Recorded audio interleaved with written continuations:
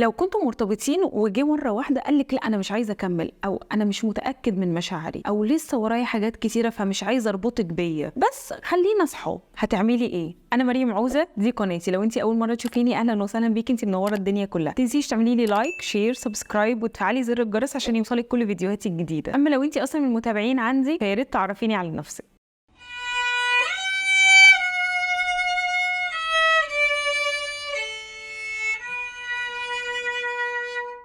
لما تكوني مرتبطة بشخص بتحبيه أو مشروع جواز صديقك في الشغل وانتوا الاتنين مرتبطين ببعض، وبعد ما خلاص انتوا الاتنين معروف ان انتوا مرتبطين ببعض، جه قالك أنا مش حاسس ان أنا عايزة أكمل، أنا مش متأكد من مشاعري، أنا عايز أخد وقت لنفسي، أنا حاسس ان في حاجز نفسي، في حاجز مادي، في حاجز معنوي، أهلي مش هيوافقوا، أي حاجة ممكن يقولها من الحجج عشان يخلع. تمام؟ دي قالها لك، وبعدين بيكمل يقول بس انتي احسن اخت في الدنيا، ربنا يخليكي ليا، او خلينا نفضل اخوات، او انا بقيت حاسس ان انتي اكتر اختي، او يجي يقول لك احنا صحاب، خلينا صحاب، انا ما اقدرش استغنى عنك، انتي صديقتي. ده الحكايه كده. وممكن اصلا من البدايه لو انتي اعترفتي له بحبك هو يجي يقول لك لا ده احنا صحاب، انتي ليه خدتي الموضوع في الحته دي، ده احنا صحاب. لو عمل معاكي كده مش قدامك غير حل واحد بس، انك تسيبيه. صعبة صح؟ ايوه. بصي، في كل الاحوال انت بتحبيه، وفي كل الاحوال انت عندك مشاعر ناحيته، صح؟ مشاعرك دي هتأذيكي كده كده.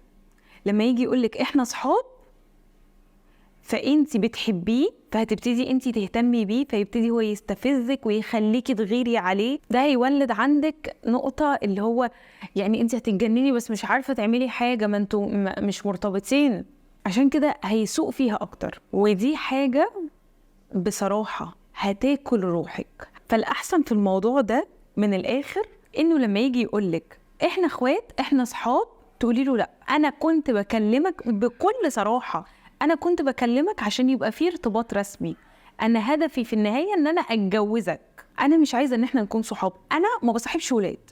لو أنا كنت بكلمك فأنا كنت بكلمك على أساس إن في الآخر يبقى فيه جواز، يبقى ارتباط بعده جواز، امال انا كنت بضيع وقتي معاك ليه؟ لكن كلام ولاد وبنات وصحوبيه وخروجات واختي ومش اختي، لا ما يناسبنيش الكلام ده. الافضل ان انا وانت ما نتكلمش مع بعض تاني. انت كده قفلتي الباب ده في وشه. انت لما تقفلي الباب ده في وشه هو هيبقى قدامه اختيار من الاثنين. ايه ده انا متعود عليها ومتعود ان انا اكلمها، طب اعمل ايه؟ طب ارجع اكلمها تاني؟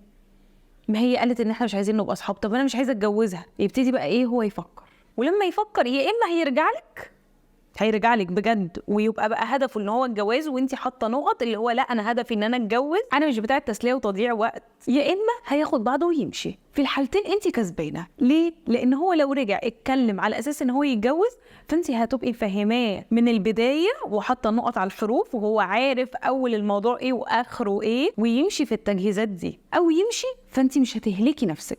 ولا صحوبية ولا صداقة. الصداقة والصحوبية بين اتنين كانوا مرتبطين ببعض دي خسارة للطرفين، وانتي الشخص اللي خاسر الأكبر فيها، لأن ببساطة أي حاجة هو هيعملها انتي هتفتكري ان انتي ليكي حق فيها، وهتاخدي وقت طويل قوي عشان تحطي حدود تاني، ورغم كده هتفضل روحك متعلقة بيه مهما فات عليكم ومهما مرت السنين. مفيش حاجة اسمها أنا مصاحبة الإكس بتاعي أو ده كان صديقي أو الكلام ده، أبدا أبدا. وكمان هتفضلي طول الوقت بتفكري فيه، فلما تيجي تختاري حد تاني يخش حياتك هيبقى صعب، لان هتفضل طول الوقت في مقارنه بين اي شخص في الدنيا والشخص اللي انت دلوقتي بتعامليه كاخ او كصديق. زمان لما كنتي بتعامليه كحبيب، فالشخص اللي لسه داخل حياتك ده عمره ما هياخد المكانه دي كلها، فعشان كده دايما هيبقى هو بره حياتك والشخص ده جوه حياتك، وهتفضلي كده سنه و2 و10. لو قالك احنا صحاب واخوات بدون اي مبرر، اهربي،